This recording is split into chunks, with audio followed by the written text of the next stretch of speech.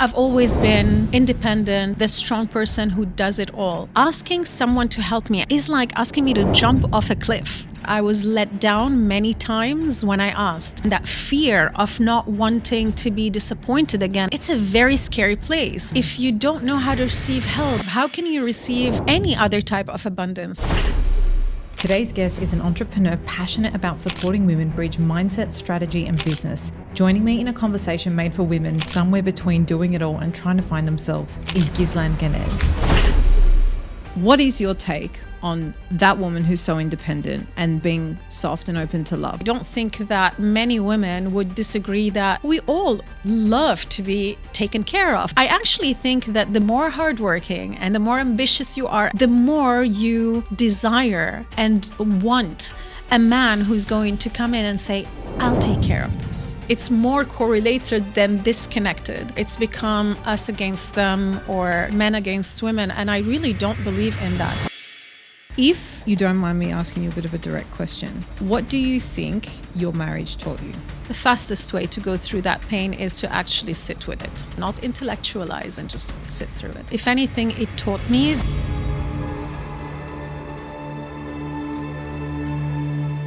All right, balancers, welcome to another episode of The Balance Theory. I'm so excited to be welcoming back for a second time. It's been a little while, but I'm so excited to be sitting with the wonderful Ghizlan again. Welcome back to the show. I'm so happy to be here. I'm so happy to have you. I feel like it's been overdue just catching up in general. I know. Obviously, we've been bumping into each other every now and again, but to actually sit with you, have some intentional time and just catch up, I'm very happy to be here. Likewise. I mean, I love you and I love what you do and I love your mindset. And so it's always easy to have a conversation with you. I appreciate that.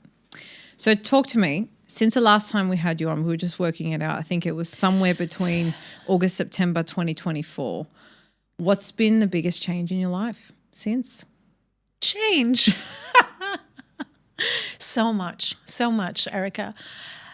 But I think that collectively we've gone through so much change. I think so much in life has been happening that has probably made everyone kind of just reflect, because it's been strange times. And I always believe that life is seasons, and some seasons are challenging, some seasons are amazing. And actually, since the podcast, since the last time we were together, it's been a combination of both. It's been fulfillment on one side. My business has been my biggest source of fulfillment. It's been incredible, just, the work that happens with the women and their stories and their transformation, and just the growth of the business. And then, of course, there's so much on a personal life, that has changed, and experiences that have kind of pushed me into evolving and growing and reflecting and all of that. We'll obviously get into details in as much as you like or as Sure. little. What do you think when you go through a period of change? Do you think it is more about finding yourself or more about removing parts of yourself that are no longer aligned and coming back to yourself? I have not thought about it like that. I feel that it's a journey of evolution. And now I'm very aware of it after many experiences and actually doing the work and being deliberate about the things that happen in my life. And I'm sure you're the same, that we understand now that when things happen and when challenges are experienced, there's something behind it. There is a lesson. There is a pattern that you need to break. There is a role that you have played in it. And I think that's the most empowering way to look at challenging experiences that we go through, as opposed to pointing fingers, regardless of what the reality is. And so to me, it's a constant evolution of who I am as a person. And it's versions of me that kind of evolve. My core, I think, remains the same maybe qualities and values that I believe in, but the outside or the so much of me also changes, and parts of me shed and just go away. And I do feel that in the last couple of years, there was a part of me that I just left behind. And it's very hard. It's very hard because we cling so much to our identity and who we are consciously and unconsciously or subconsciously. But it's also the most freeing, most beautiful thing when it's done and it's behind you. You know what visual I have in my mind now? This idea of like a metamorphosis, right? Like caterpillar to butterfly. Like you're constantly evolving and shedding and growing and changing, but you know the core of you is the same. And I wanted to ask you that because I think sometimes when we feel lost or like big changes happen, like we feel like we need to completely find ourselves again. But I quite like the idea of remembering, like you know, you've got your own self. You're just navigating new waters. Yeah. What's been the pattern for you that you've had to unlearn? Can you talk to us a bit more about that in this last year and a half? A pattern that I needed to unlearn. I think one of the things that I had to unlearn is that I can do it all myself. That I've always been independent, strong. I'm the eldest sister to 3 brothers. I've not had my father present in my life. So I have been the strong person who does it all. And I have learned that it's actually such a beautiful thing to actually ask for help and to let people help you and to allow them. Someone told me something that resonated so much with me, which is that people who help you are brought let me think about how to articulate it the best way. God allows you to, or God puts you in their way to allow them to do something beautiful, you know? And it's, you know, it's all coming from a beautiful place, but we are all kind of, you know, the people who make it happen. And so it just changed that concept of letting people help and relying on others and being a bit more vulnerable and all of that. Are you open to sharing sort of what experience or like situation you were in where you weren't really open to help, and then what happened that you kind of became more accepting of that? I mean, there are situations in business when that happened, and it's always been super difficult for me in the sense that it comes from my childhood, and it comes from a place where I was let down many times when I asked. So for me, that pattern of and that fear of not wanting to be disappointed again and going to that extreme emotion from childhood, it's a very scary place. So asking someone to help me, and it could be something very, very simple, is like asking me to jump off a cliff. It's so hard, and it doesn't make logical sense. Even when I talk about it, it doesn't make sense. But these are patterns, you know, they don't make sense. They just sit in your subconscious. So there was business. There was also the time when I, you know, ended my marriage. You know, that was a time where it wasn't so much that I asked for help, but it was a time when I saw what help does.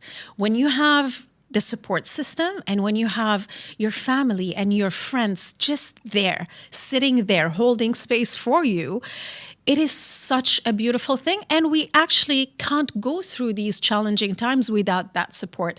So just seeing it, you know, and experiencing it and seeing how much ease it brings to you. I think it was the beginning of breaking the pattern. I'm still working on it. It's still not the easiest thing, but I'm definitely very aware and I've made progress. You know, I can really relate to that. I'm also the oldest of 4. My parents were divorced. I feel like I went through growing up always just trying to make other people happy and not really being too much of an inconvenience, right? When you're in a big family too, you kind of just bear the weight and get on with the job. But when I had my daughter, I had a C-section because she was breech. And so naturally, like, I needed help. Like, even if I wanted to do everything myself, like, it was very difficult. The best thing for me was to just rest. And someone said this to me, which was really useful. Like, you can actually accept help even if you don't need it. Right? Yes, even if you could do, so beautiful. Even if you could do the washing, even if you could prepare dinner, even if you could make the bed, just accept the help. Yes. And it honestly, like, and I feel like, you know, I'm very privileged to even be able to say this, that, you know, I struggled to accept the help, but this was my experience coming from this pattern I had as well. And I've really tried to lean into that concept, because imagine how much more you can do when you just accept, especially when you know it's just like coming from a loving, intentional place. You know? How much more you could do, also how much more you can receive. I mean, I believe I'm a very spiritual person and all about energy, but it's part of expanding your capacity to receive. If you don't know how to receive help, which is in my view, a form of love, of expressing love. How can you receive any other type of abundance? So for me, it's an exercise to allow my heart to be even more expansive and more, has more capacity to receive abundance of all type. Definitely. Okay, every now and again, I really cannot be bothered making myself lunch, but this one time was like slightly embarrassing. I think as unbothered as you can get, I literally had crackers and carrots. And whilst it's just like a quick grab and go, like it never sits right with me when I know I'm not getting any protein because it always leaves me feeling hungry and with low energy. This is exactly one of those nights that I needed Huel in my pantry. Now, if you haven't heard about Huel, it is a complete meal. It is not like a shake you have on top of food. The Black Edition powder contains protein and fiber, so you know it's going to keep you full. And with over 27 essential minerals, vitamins, no artificial sweeteners or flavors, you know that it's going to be good for you too. My favorite way to have it is to quickly blend it with some milk, a banana, and serve it over ice. So simple, literally takes me less than 60 seconds. I know I'm getting full. I know it's going to taste good. And I know that it's really, really good for me. If you want something even faster, they have an RTD bottle, which is literally like a grab and go. Like you don't even have to make the shake. So they have catered for all types of can't be bothered cooking today type situations. This is now a non-negotiable in my pantry because I need to make sure that I have the energy and I am feeding my hunger whenever I need it, even on the days I don't feel like it. For a limited time, all our listeners and new customers can get 15% off Huel, that's HUEL, by using the code BALANCE at huel.com/balance. Thank you so much to Huel for being a sponsor and partner of today's episode. Now let's get back to today's show. You know, one thing, I thought this would come up a lot later in the conversation, but I do think it's relevant here. When we talk about being these independent women, like you're obviously super successful, you've created an amazing life for yourself, very independent. You've obviously just given us a little bit of insight as well into your upbringing. And from our previous conversation, I've obviously learned a lot about that as well. How do you think that type of woman sits with wanting love, receiving love in a relationship or not, marriage or not aside, just in general, this idea of being independent and doing it all ourselves? I think there is a little bit of a stigma there around the type of woman she is in a marriage or in a relationship, as a friend, whether she's available, whether she's cold. You've obviously now gone through a personal experience as well. What is your take on that woman who's so independent and then her being soft and open to love? Like, it's kind of what we're talking about now, but just kind of moving into that conversation. Yeah. My personal belief is that you truly can hold both. And it's absolutely normal to hold both. They don't contradict each other. And I think that maybe we've done ourselves a disservice by taking that, independence and the conversation around agency and sovereignty, whether it's financial independence or, independence around decisions of how you want to live your life, to a space where it's become us against them or, men against women. And I really don't believe in that. Personally, I am someone who is independent and I know where I want to go in life, and I've got goals and I'm very ambitious, but I'm also someone who absolutely believes and love the idea of the right man kind of also playing his role in my life. So I love the idea of giving him the space to kind of be the provider, not in terms of just the financials, but as the man. The man who is reliable and who will take care of you and who will be there when you need him, and who you can trust, and all of those things that are beautiful qualities in a man.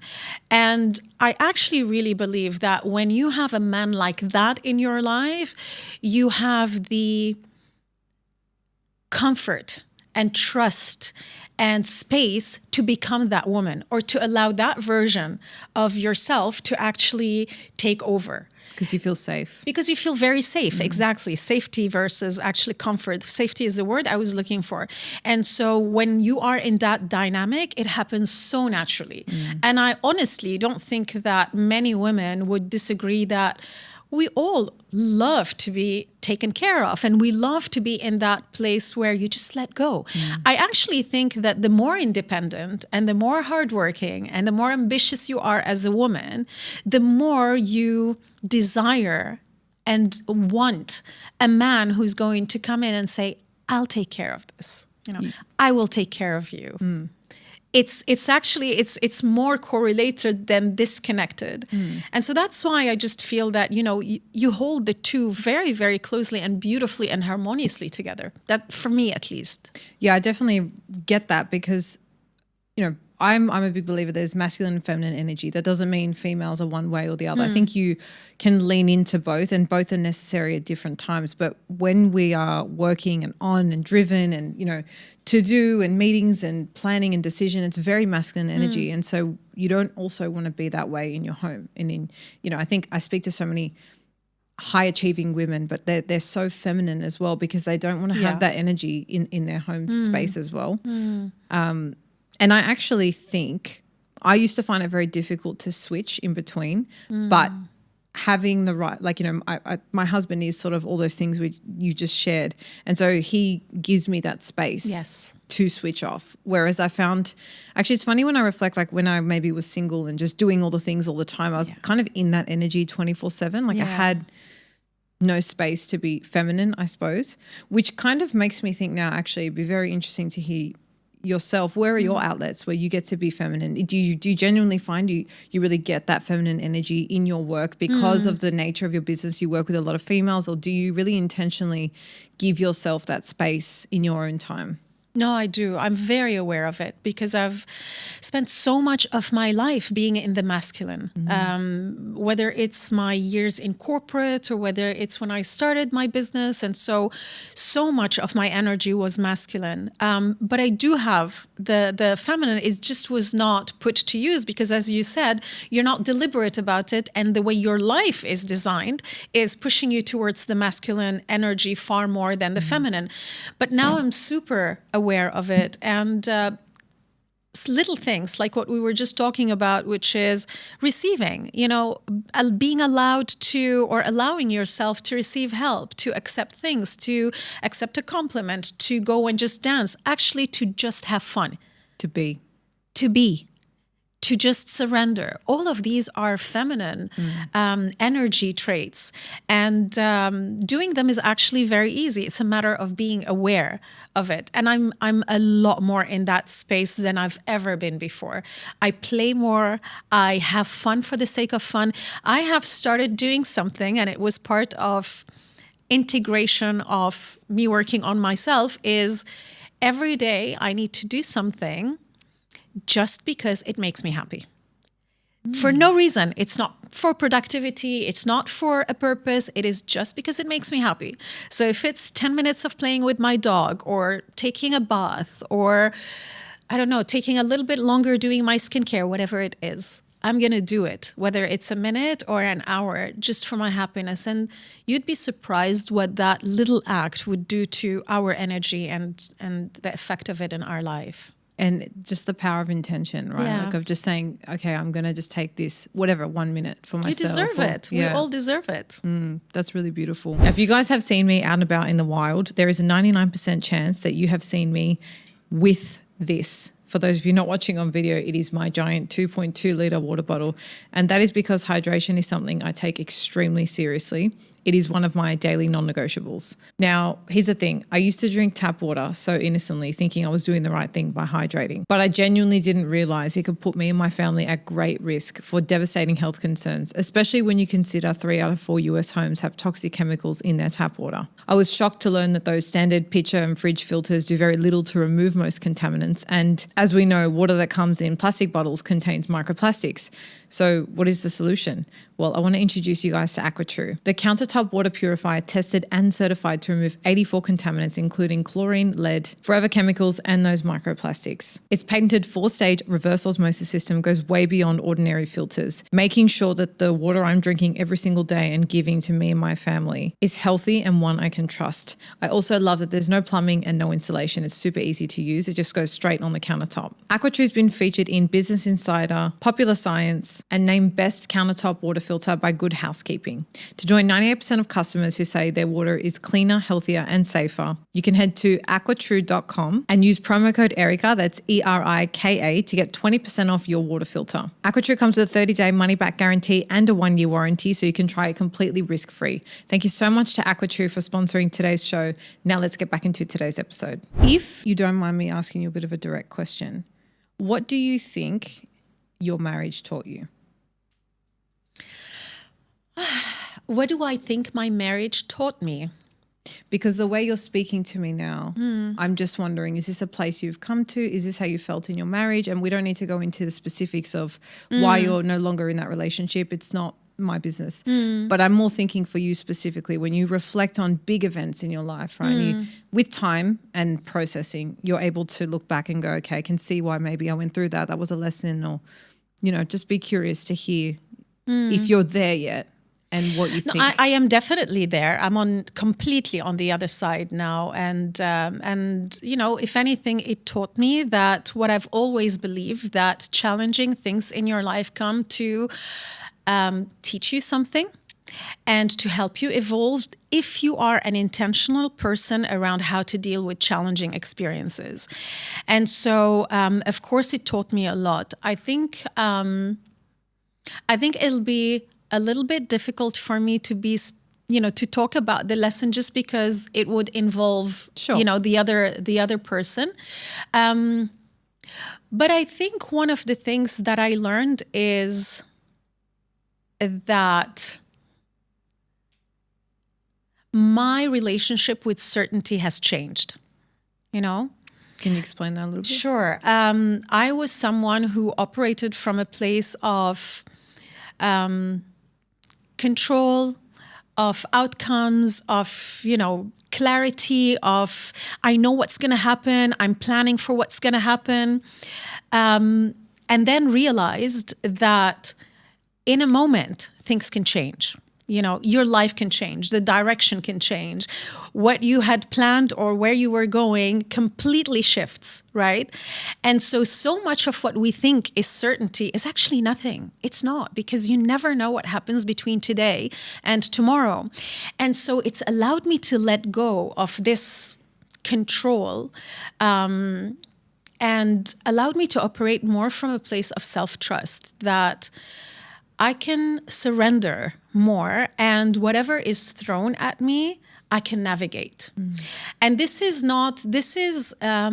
more a hindsight of, having gone through the experience. It's not relating to the experience itself.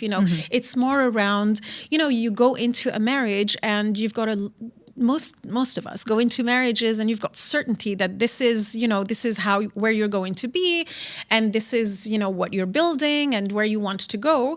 And then when things change, it completely shifts that direction.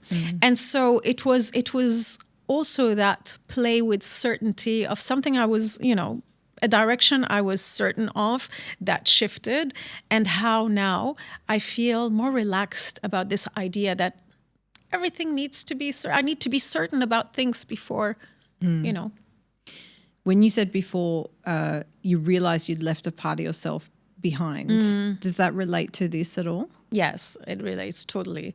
I mean, there is a very clear pattern for me that I broke, and this experience of marriage actually was let's call it the catalyst for me to work on it.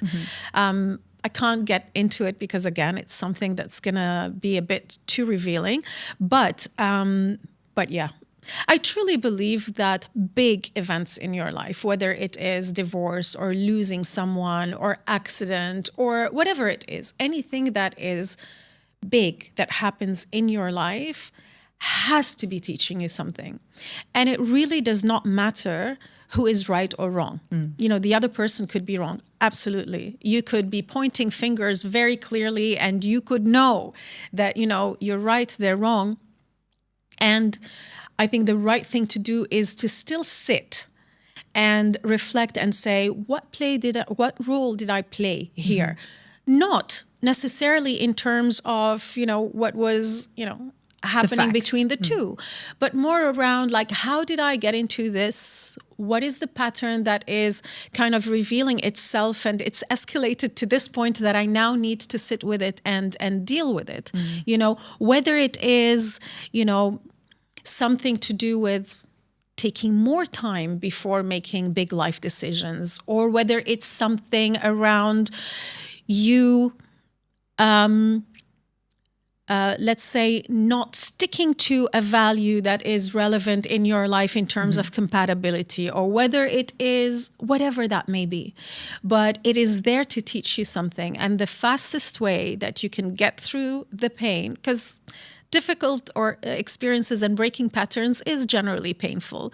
The fastest way to go through that pain is to actually sit with it. Yeah. It's really just to feel it and go through it and not intellectualize, and just sit through it. Yeah, the feeling part of you, not the thinking part of you. Yeah. So you've kind of gone through this experience. It's taught you to surrender and that you really can't have certainty over anything. How has that new part of you impacted your business? Because I would imagine that would actually have quite a profound impact on the way you show up in business and run your business. Yeah, no, it's impacted every part of my life. I honestly, truly think that it is an evolved version of myself that is operating today. I don't want to say a new person, but it's a completely evolved person. And I must say, I think that I don't want to put it all on, you know, that experience, but sometimes what happens is one particular experience. Domino. Exactly. Yeah. It unlocks and it brings about so many other things you hadn't dealt with in life. You know what I mean? And so it's sometimes not necessarily just that. It's everything else you hadn't dealt with. Yeah. And so I think for me personally, it was more that case that, you know, it was that experience, which of course was challenging, but more than that, it was that it kind of unraveled other things that I hadn't dealt with before. And I was just, you know, survival, you know, running businesses, you know, just going. Busy. And at one point it was like, no, you're going to sit down and you're going to deal with this, because this is what's going to unlock the things that you want down the line. Because you're such a mindful, intentional person, one thing I always really love hearing from people like you is the how. So, you know, to sit with your emotions, it's difficult. To sit there and understand, okay, what was my role that I played? It's difficult. What were the actual tools you did? And what's your, what's your mode of doing that? Is it journaling? Is it meditation? Is it speaking? Like, how do you actually go through things like that? It's all the above. I think that when you are in a very difficult place, it's like someone swimming in the ocean and you're drowning. And so whatever exists out there that you think is going to help you, you're going to try it. You're going to experience it. I think now that I am where I am, and after I've been working on myself, or let's say I'm an intentional person about self-growth and that space, self-development in general, and I've been intentional about it for decades now, for a very long time. So now I know what works for me. I know that journaling, you know, works for me. I know that speaking with the right person or professional in whatever field or modality that speaks to you works for me. I know that also listening to myself and what my soul needs right now. Does it need to, you know, sit with the pain, or does it need to go out and have a good time with her friends? That too, just giving myself grace as well. So whatever it is that it takes, I have done it, you know? And it's very interesting, because the way that I would describe it is it's waves. You know, it's waves, and they're quite rough at the start, and then they continue up and down. You think you're done, and then it's back again until you get to a place where that's it. I'm now operating from a different level. This is the new space. But it's so many different things that I have done. Yeah. So we're talking about seasons before. How would you describe this present season that you're in today? It's beautiful. It's exciting. It's a lot of looking forward. to things that I want to get to, whether it's work, whether it's personal. So it's a space of, it's spring, it's spring. I love that. Yeah. Beautiful. When I first had you on the podcast, we spoke a lot about your journey, right? From corporate to starting your first business to now starting your second business. And so many people that listen to this show have the experience that you and I have had, where you're sitting in corporate and you feel like you're made for more. Or it doesn't have to be corporate. It just could be you're doing what you do every day. You have this quiet feeling or pull of curiosity, of intrigue. You've shared your story before, and so I'll definitely link that episode so you don't have to repeat it today. But what I would love to hear from you is, what kind of advice would you give to somebody who has that pull, but they have that fear of, oh my God, it's the unknown. I don't know. We just talked about certainty before as well. They don't have any of that. They just have an inner knowing. How does one begin to trust themselves to start moving that direction, or even finding what that thing is to start with? The only way to know is to put one step in front of another. There's no way to know. Nobody who starts a business or starts the journey of making their dream into a reality know for sure what the end result is. It's impossible. You're hopeful. You have maybe some certainty because, you want it to happen. You're positive, you do the work, but you don't know. You don't know, right? But the only way to know is to start moving. And I really believe that movement creates clarity. There's this interesting thing that I've been thinking a lot about lately. It's in business, in decision. It's called decision sequencing. And it's basically around the idea that you're not supposed to solve the entire problem. You're supposed to make the highest leverage decision today and then allow the outcome and the opportunities from that decision to kind of inform what the next one and the next one is. And it's really exactly that. It's putting one foot in front of another. So if it's something that's been, in your heart and in your mind, and it's been speaking to you for a very long time, start taking steps towards exploring it, putting it on paper, seeing what it would look like if it comes to life. And I think that momentum is gonna make things clearer. I know there's no substitute to planning and, doing the work and diligence, and that's your background. But at the same time, if you've got something, go after it. I honestly believe that, I don't like the saying life is short. I think that life is long and beautiful, and it's so rich with experiences. But I always say, think of yourself when you're 80. How would you feel about something that was in your heart that you hadn't taken a step towards because you're concerned about judgment or failing or, any of those fears that worry us? It's not going to be a good feeling because you're going to be a fierce 80-year-old. There's no 80-year-old who's scared and not courageous. You've seen it all. So think about that. You know what I was just thinking about? I know you're quite a spiritual person as well. Do you believe in manifesting? Yes. Okay, so when you're manifesting, how they always say get very, very clear on what it is you want. But it's almost difficult sometimes to have the full picture clarity when you're starting something else, even when you're setting a goal, right? Like I'm sure you've had this experience where sometimes you set a goal and then as you're moving towards it, it changes, or maybe what you thought you wanted is no longer what you wanted. Yeah. So how do you kind of correlate that, having that clarity and intention? So you have a direction of where you're going, but not so much that you're really blocking or limiting what you don't know yet. Yeah. I think a part of that is overthinking, Yeah, there's me going. It's a part of that is just like, let's keep it simple. I would say the first thing is give yourself permission to dream big. Let's start with that. Allow yourself to dream big, okay? And then have that biggest vision that you currently can hold. And that is where you want to go. And start taking steps towards it. I am not a believer in having a vision and sitting and meditating on it. I'm a believer in striving.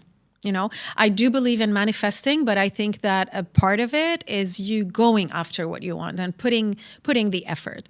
So, go after that vision. And you know what? As you go, as you succeed, as you reinforce that confidence, naturally that vision will grow. And then, get there. It's absolutely fine. There's a lot of times that we cannot envision something really, really big if we are in a place that's still at the very, very beginning of the dream. So I think there's no harm in that dream evolving with us as we pursue it. I think that's nice advice, because often you feel like you're faking it almost sometimes at the beginning when your dream is so far from where you are now. But I always like to think of it, it's not always a step. Sometimes it's a bridge. You need to think about like bridging where you are to, like, it's seasons, right? It's evolutions. If we're talking about like a metamorphosis, like before, you don't just go from, a cell to a butterfly. There's like multiple phases in between, and you evolve and grow in the process. So it's working out, I always say, what's the bridge? What's your next bridge that you need to cross? Yeah. Sometimes a canyon's a bit too much. Yeah. And I also, one of the things that I've also learned is that I almost feel that all advice that is out there, you have to take with discernment. Grain of salt. And that we are so different as human beings. We are all very, very, very different, and we're complex. And what works for me will not work for you and might work for someone else. And this is why if I'm giving advice or we're sharing what works for us, I think anybody who's listening to advice should start with, okay, what's self-awareness? What works for me? What is my design as a person, as a human being, And then, take advice with discernment, because maybe dreaming huge is amazing for both of us. We can, but maybe a smaller dream is what's going to make another person take a first step as opposed to get paralyzed by fear, And so this is why I say, also like keeping things simple. Just start somewhere. Yeah, starting is better than, never starting. Yeah, or what my dream size is meant to be, or what is it going to look like? Or let's just, start somewhere. Whatever the size of that dream is, it is going to take you from where you are to somewhere closer to it. And on that as well, like even as you're listening to podcast conversations like this, it's actually, I remember having the feeling of listening to podcast conversations where I'm like loving the episode, and then they might say one thing, I'm like, oh, I don't really agree with that, but like just feeling it's okay. Like, yes. You don't need, it's actually really good to say, I have a position on this that's different to what's being said. I always think, especially my kind of show is just understanding people. And so it's just interesting for people to then take that and say, okay, I really like that one thing that Ghizlan said, like it was such a beautiful reframe, and then other things maybe don't land. But yeah, it's important to check in, and that's how you start building that trust muscle. Guys, this is crazy. 85% of you who regularly watch this show or who are watching right now do not subscribe. Please do me a favor and hit that subscribe button. It's the easiest way for you to support the show, and it makes sure that I can continue to show up every single week and give you free, incredible conversations. Now, as soon as you hit that subscribe button, let's get back into today's episode.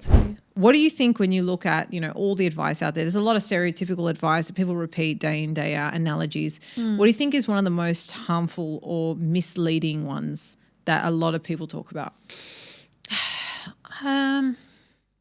Or maybe that doesn't align with you personally. I don't like absolute advice. Black and white. It triggers me. I don't like it when someone says it's, this is the way. This is what works for everyone. It's either this or that. I don't like that, because I really believe in nuances. I love nuances, I don't believe that. I'm sure there are examples in life where it's black and white. You're kind or you're you're not. You're not kind. Yeah, exactly. But in general, in life, it's all about the nuances. It's not about the extremes. So any advice that is extreme for me just doesn't land well, because again, as human beings, we are just all, so different, and what works on you does not work on me. And so I think probably the best advice or the best work we can do is to learn to understand ourselves, to understand, what works for us. Why do we behave a certain way? What are our patterns? Why do certain things continue to happen in our lives, even if we intentionally don't want them to happen? It's the more we dig into understanding ourselves, the more discernment we will have in what advice to take and what advice to push away. Yeah, it's like a muscle you need to train. Exactly. I remember. And there's no substitute to trial and error. And just trying things that don't work and making mistakes and failing and falling, and then understanding what works for you and what doesn't. Yeah, definitely. So you coach a lot of women through your business. You support them. What do you feel like are a lot of the common blocks that women, specifically women, face when it comes to really backing themselves or trusting themselves in what they're doing, in their visions? Yeah. There's generally that area of fear of judgment and fear of failure and feel of it's those the fears, fear of being seen sometimes, fear of succeeding, it's those fears. But there's also something that I've noticed, which is that a lot of times we wait for permission before doing things. Someone would come and would say, I've been wanting to do this for such a long time and I haven't done it. Why? I really don't know, but why? Take me through it. And then at the end, it gets to a place where it's almost like the person needs permission of, you can do it, or seeing someone else do it before they do it. And it's just such an important part to think of deliberately, that is there really a block, or am I just creating something because I feel like I need permission to dream bigger or to go after something that nobody in my family did or no one in my circle did, So I think that aspect of waiting for permission can be a big block. Do you think it's a block because you don't give yourself permission? Rather, like we feel like we're waiting for somebody else, like subconsciously, right? But really the only permission we need is from ourselves. Yes. And we don't know how to do that. Yes, I believe so. I'll give you a simple example. The idea of you as a business leader and a, fierce entrepreneur, also looking very feminine and, makeup and hair and getting dressed in a feminine way. A lot of women need permission or needed permission by seeing leaders do that or entrepreneurs that they are inspired by do that before they did that themselves. So it's just a simple example, but there's so many examples like that where we put those blocks where no blocks are, no blocks exist because we need that. You can do it. It's okay. For someone listening that's really resonating with this and feeling like they are delaying something they want to do, they don't want to be 80 years old and reflect back on, I should have just tried that thing. If you had to just say one thing to them to really inspire them to just do it, what would you say to them?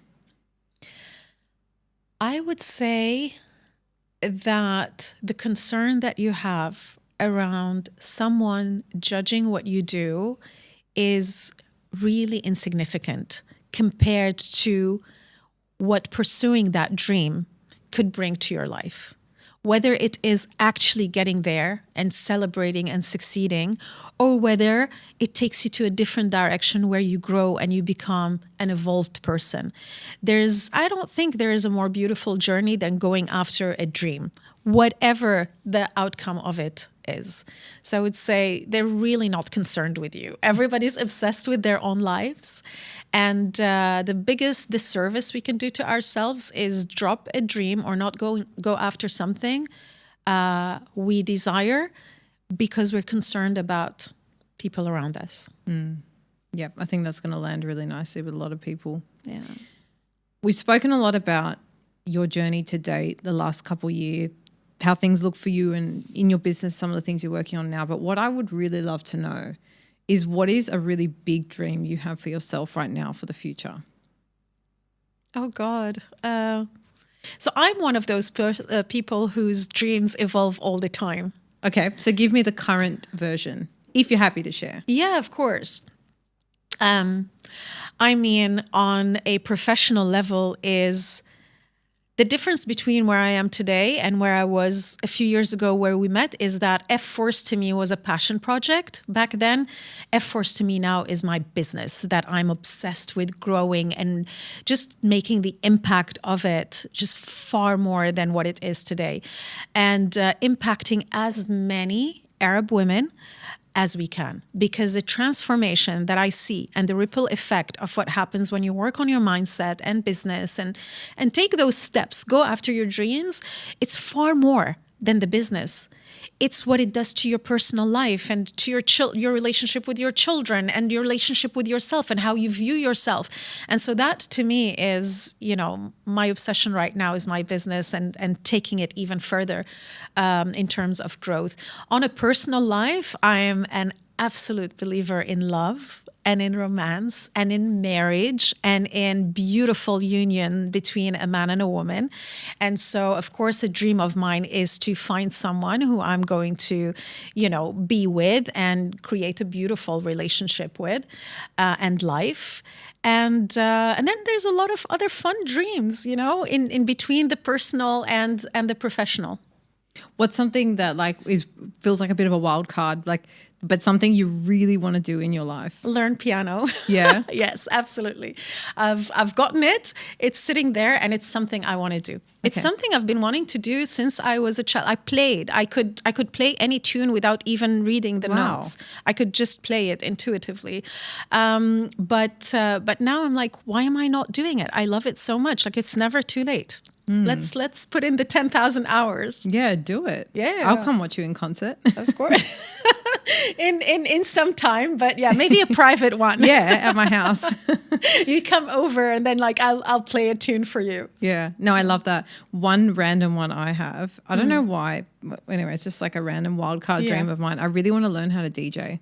Sorry? I DJ. Oh wow. Because I watched this specifically, I'd love to learn with my husband, because we watch this couple on YouTube and they have a channel where they just travel around the world and they cook and they DJ and they just play a really fun set, record it and publish it. And I'm, not saying I want to start another YouTube channel, but I just think how fun to learn together. It's beautiful. And just have that, or even on my own, and just, I feel like I've never been very musically inclined. I mean, I played the clarinet when I was at school, but that's such a random dream. I'm just putting it out there now because when you say things and I love that. Things just, So somehow. The next time we get together, you're DJing, I'm you playing the piano. Yeah, that could be a very cool mix, by the way. Maybe we're going to have a new business doing this. I mean, look, let's put it out there, okay? We're going to have to find an audience. We're going to have to rely on your podcast and my community, the supporters, to come to our concert. To be fair, it might be a whole new niche that we but in saying that as well, this has just reminded me, not everything I do has to be a business. It can also just be 100%. For the love of it, And that's what I was when this whole piano thing, it's just fun. It's just, joy. Joy. We're here to have fun and we're here to just be happy. Honestly, everything else is, we strive, but ultimately, what do we all want? We just want peace of mind and happiness. Yeah, it's true. Yeah. Well, Ghizlan, it's always so beautiful chatting with you, sitting with you. Likewise. I really appreciate your perspective and the way you really hold space for different things in life and the way you've been able to, constantly just share things. I feel like you're just such a world of wisdom. And every time I sit with you, just such a beautiful experience. So thank you for your energy and time today. Thank you. You've got the capacity to, allow this conversation to happen and actually, just ask the beautiful question that bring it all out. So thank you. Thank you so much. I appreciate you. You're welcome.